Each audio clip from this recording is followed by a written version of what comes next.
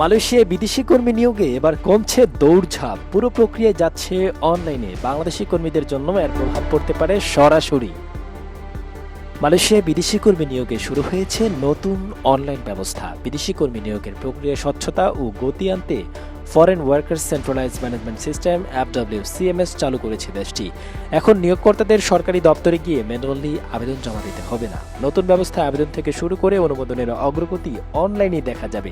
সংশ্লিষ্টরা আশা করছেন 14 দিনের মধ্যে শর্ত সাপেক্ষে অনুমোদনপত্র এসকেবি দেওয়ার লক্ষ্যে নিয়োগ প্রক্রিয়ার দীর্ঘসূত্রতা কমবে। এদিকে মালয়েশিয়ার সঙ্গে তাল মিলিয়ে বাংলাদেশ থেকেও বিদেশি কর্মী পাঠানোর পুরো প্রক্রিয়া অনলাইন ভিত্তিক করার উদ্যোগ নেওয়া হচ্ছে। সরকার বলছে রিক্রুটিং এজেন্সির বৈধতা, বিদেশি নিয়োগকর্তার চাহিদা এবং কর্মী পাঠানোর পুরো প্রক্রিয়া স্বচ্ছতা আনা হবে। পাশাপাশি বিদেশি নিয়োগকর্তাদের প্রতিনিধিরা বাংলাদেশে এসে সরাসরি কর্মীদের দক্ষতা যাচাই করে নিয়োগ দিতে পারবেন।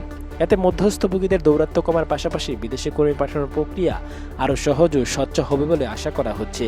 আর প্রবাসীদের সরকারি সেবা সহজ করতে প্রবাসী কার্ড চালুর পরিকল্পনাও চূড়ান্ত পর্যায়ে। কার্ড চালু হলে দেশে বিভিন্ন সরকারি সেবা ও স্বাস্থ্যসেবায় প্রবাসীরা বিশেষ সুবিধা পাওয়ার সুযোগও পাবেন। শাওন আহমেদ সাদ, ভিশন 24।